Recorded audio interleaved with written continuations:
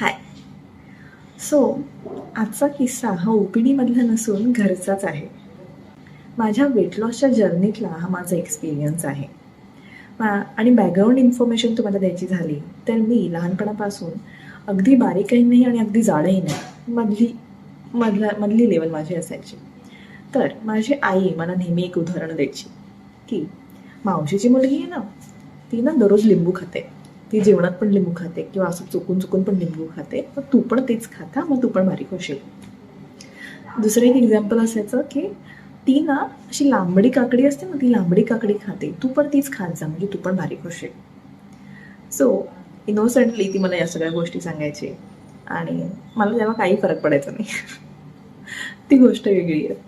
पण तुम्हाला देखील, तुमच्यासोबत देखील असं झालं असेल किंवा आपले फ्रेंड्स, फॅमिली किंवा बरेच इन्फ्लुएन्सर्स ऑनलाईन आहेत, ती प्रत्येक गोष्ट काही ना काही ऑनलाईन सध्या चालूच असते. तर लक्षात ठेवा की कोणतीही एक गोष्ट खाऊन, एक गोष्ट करून तुम्ही जाड नाही होऊ शकत, तुम्ही बारीक नाही होऊ शकत किंवा तुम्ही पांढरे नाही पडू शकत किंवा असे बरेच एक्झाम्पल्स देता येतील की तुमच्या बॉडीमध्ये असं अचानक असं जाऊन काही फरक नाही पडणार. It requires combination of things. बऱ्याच गोष्टी एकत्र करून, मॅनेजमेंट ठेवून तुमच्या बॉडीमध्ये किंवा तो फरक पडायला वेळ लागतो. It takes time.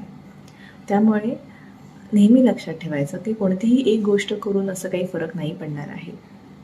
तुम्हाला सल्ले बरेच जण देतील, पण it is wholly and solely depend on your body condition.